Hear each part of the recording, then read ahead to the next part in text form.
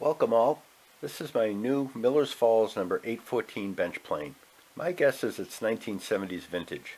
As you can see here, it's equivalent to a Stanley number 5. I don't know much about Miller's Falls other than it's about 70 miles from where I live. The castings are solid but not finished well. The hardware is all steel. There is no brass to be found on this puppy. The handles are inexpensive hardwood with dark stain. Toad is not particularly well shaped.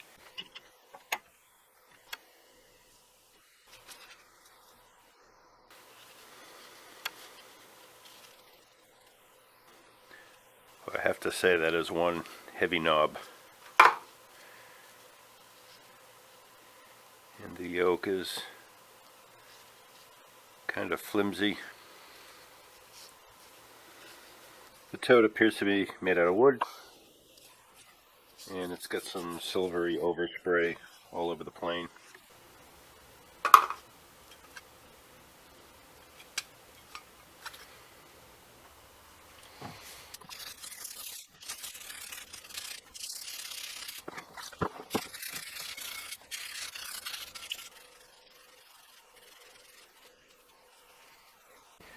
So after a good scrubbing with soapy water, you can see the gray paint in the body of the plane. Got some rust coming through here.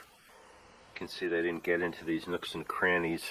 On the frog, there's some rust in there, but it's all surface. These machined areas, I'm not even sure they were machined. It looks like they were just cast and left as a go. This looks like it has something like Japanning on the back. I couldn't quite get all the overspray out. The lever adjustment's very loose. The knob cleaned up nicely. Can't tell if it's hardwood. It's not very heavy for its size. If it's a hardwood, it's not a very dense one, but it's in good shape. All that gray overspray cleaned right up with soapy water. Same thing on the tote. This was covered with silver paint. Came right off. It looks like I'm just going to need a little touch-up. Try to preserve the Miller's Falls labeling there. Fortunately, I guess there was a decal on this. I have no idea what it looks like, but I can see blacks and yellows and reds in here. It looks like it was sprayed a more metallic silver, where the body was kind of painted a battleship gray. And the iron, I'm not sure this was ever used. I mean, you can see some heavy machining marks here. Maybe a little bit of lapping on the tip. It looks to be in really good shape, just a little cleanup. The little parts, just steel and iron. I think they'll clean up fine. The depth adjustment knob, this thing is heavy. This looks like it's machined from a piece of steel. This is probably the nicest thing on the whole plane. And the yoke, it's two pieces pressed together, and the pin that goes in it fits very loosely. I'm not sure there's anything I can do about that. And the rest of the piece is just steel and in relatively good shape.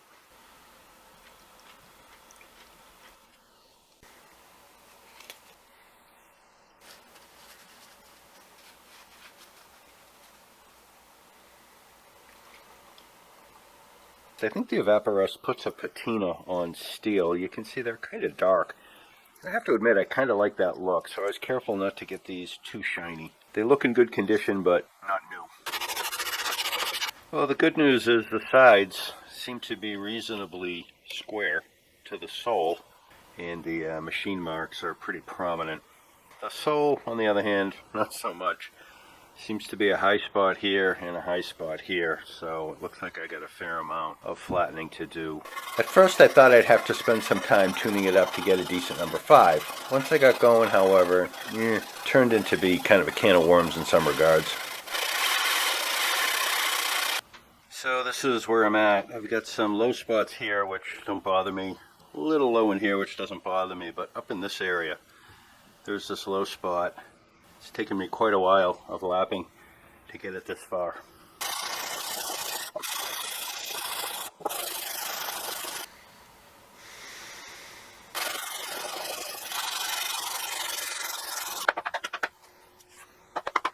So I think I'm done lapping the bottom. This was all done at 60 grit, so there's quite a few scratches in there, but they might hold the wax a little better.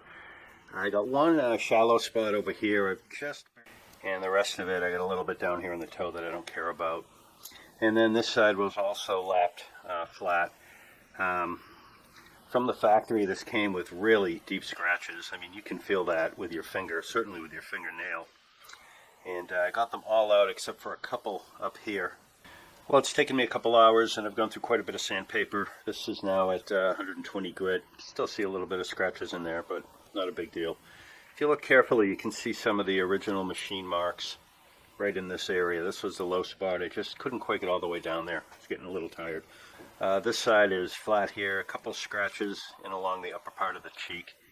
And other than that, looking good. And this side over here, I decided to leave as it was. I don't really see any reason to lap this other than to make it look like this. But I'm thinking I might use it as a shooting board, so I wanted to make sure that this was perpendicular to the sole, which it is. And of course you want this flat for a good performance of the plane.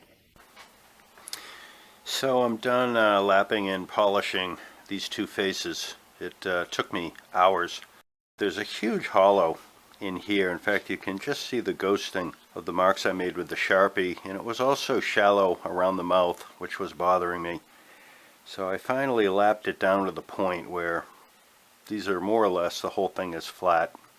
I've done a whole separate video on the frog because that turned out to be a project all on its own. You know, how the frog sits in the body of the plane is probably the most critical part of a hand plane, and it was really disappointing to see how poorly it was done in this particular model. After fiddling with it, I discovered that the frog wasn't very square.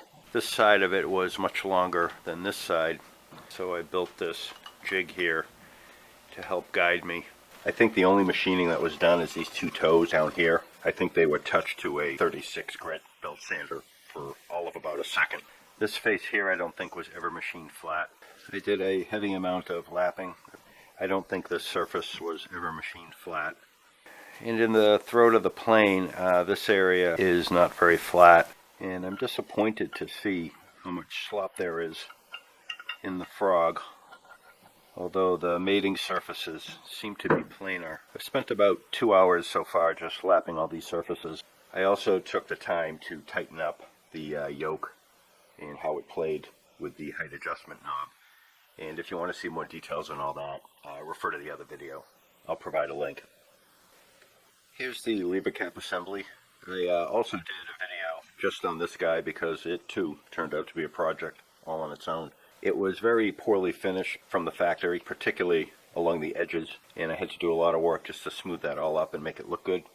I also took the time to cut this spring tongue piece on the back that the cam lever rides against, and I attached that with, this was a framing nail that I used as a rivet.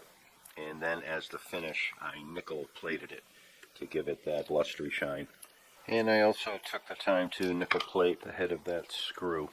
If you want to see more of those details, I'll provide a link to that video as well.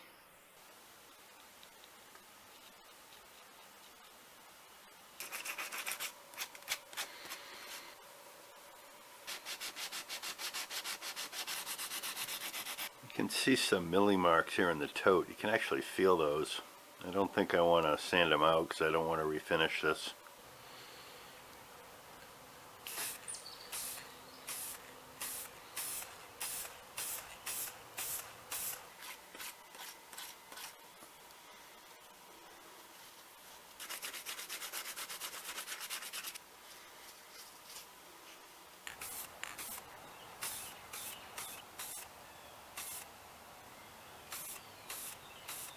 This edge looks like it was sharpened with a chainsaw. Don't know if that's showing up, but all those ridges, I mean, I can feel those with my finger. Maybe somebody out there can let me know if putting a serrated edge on a plane blade has a purpose. So I'm wearing away the heel of the bevel here, so it looks like the original grinding on the iron was somewhat less than 25 degrees.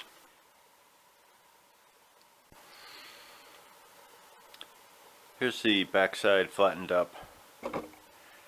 I have about 1/4 of an inch.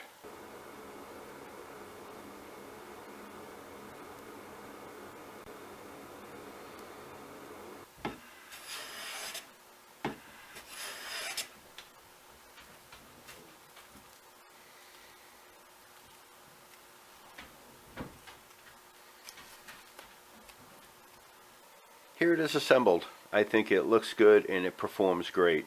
Here are some of the wispy shavings from mahogany and maple. I enjoyed the project, I learned a lot from it, but I can certainly see why people tell you to avoid planes of this vintage. The fit and finish was just really pretty mediocre to abysmal. And with a tool as precise as a hand plane, that's really what you're paying for.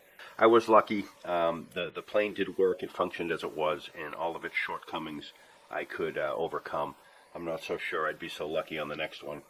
Well, I appreciate you stopping by my shop. I hope you got something out of this. Please let me know what you think of this video. Let me know if you have any questions. And I look forward to seeing all you guys on the next one.